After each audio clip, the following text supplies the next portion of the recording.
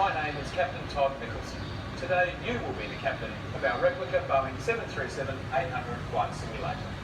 Before your flight departs, I'd like to introduce you to the simulator and help familiarise you with some of the aircraft systems and flight controls.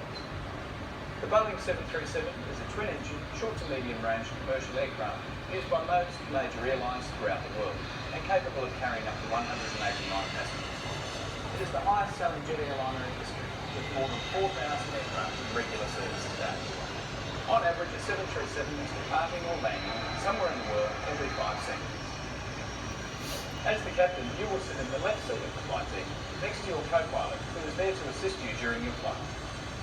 As a crew, you will fly to one or more of over 24,000 airports worldwide. Whether you are flying a city-to-city sector flight, following airline-based procedures, or mastering your takeoffs and landings by flying circuits, you will experience what it is like to fly a modern jet airliner. The simulator itself is a replica of the Boeing 737-800. The cockpit layout, instrumentation, systems and flight controls are very similar to the real thing. In fact, the simulator is approved to be used for instrument flight training by qualified pilots. Now let's have a look at the flight deck and the aircraft systems and flight controls.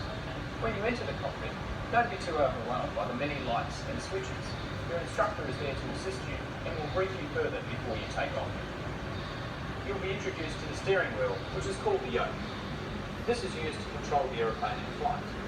A light grip on the yoke is all that is required to simply guide the aircraft through the air. Think of the yoke as the steering wheel in your car, but with the added ability to make the aircraft go up and down once the aeroplane is flying. When on the ground, the yoke has no effect on steering, so instead you will use the rudder pedals and steering tiller for directional control. The rudder pedals are also used to activate the wheel brakes. Once you take off though, you will use the yoke for flying the aircraft.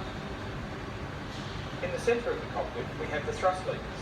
Similar to an accelerator in a car, the thrust levers control the power or thrust of the engines. There is one thrust lever for each engine. As you push the thrust levers forward, you are increasing thrust and the aircraft will accelerate. As you pull them back, the aircraft will slow down. During landing, you will use reverse thrust to help you stop on the runway. Reverse thrust is activated by pulling these two levers back halfway to engage and then back fully to increase the amount of reverse thrust used.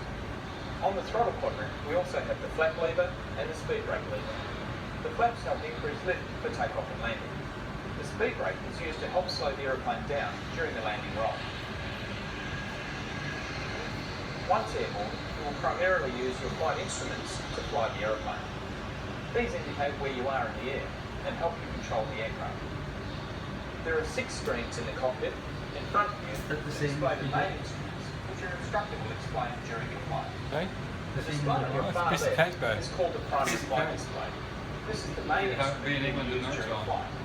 It consists of an artificial horizon to show you what the aeroplane is doing in relation to the real horizon and provides essential data such as airspeed and altitude. The next screen to the right is the navigation display. This is a moving map display which shows the position of the aeroplane over the ground and what direction it is pointing, similar to a GPS in a car. Your instructor will guide you through its features in flight. Finally, in the centre, there are 2 screens displaying the aircraft's primary and secondary engine instruments, including thrust, temperature and fuel quantity. Below these screens are our flight management computers, or FMCs, which are the main flight computer, or the brains of the aircraft. Moving behind the thrust levers, we have the pedestal, where the radios and navigation equipment are located.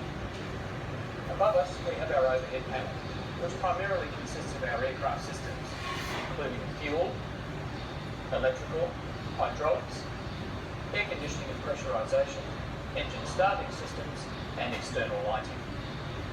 Finally, moving down to the glare shield, we have the MCP, or Mode Control Panel, which essentially controls the aircraft's autopilot and flight director systems.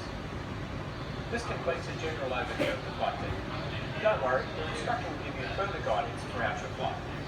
Make sure you ask about the great DVDs, photos and other memorabilia of your flight available to you after you land. So welcome aboard, Captain, and have a great flight. Welcome aboard, Captain Moore.